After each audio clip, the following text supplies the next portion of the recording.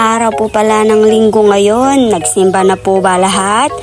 Kami po hindi po nagsimba kasi po tulog pa ang aking mga alaga. At habang tulog pa po sila, ayan, namasyal po ako dito sa aming babuyan. At nagtanim-tanim ng mga okra. At sabay tingin na rin po sa mga alaga naming baboy. Ayan, silip-silip muna ako. At ang ingay-ingay ng mga anak ng baboy na yan. Ayan, nagdedede po pala sila, kaya po sila maingay.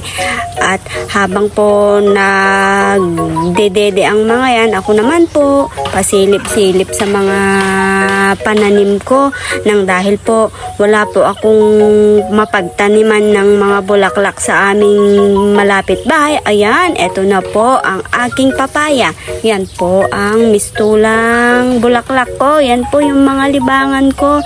Tanim-tanim na lang po ako ng mga papaya, gulay. Ayan po ang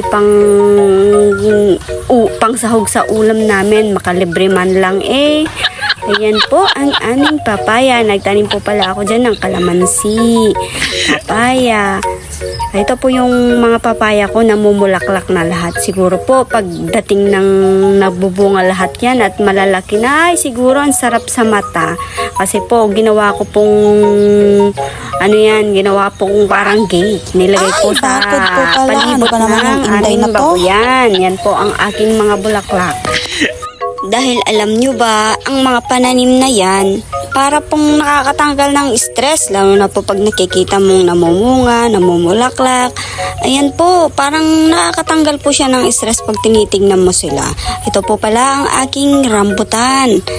Nagtanim po din ako ng rambutan at saka itong maliit na rambutan na to, ayan, mukhang magbibigay na siya ng biyaya.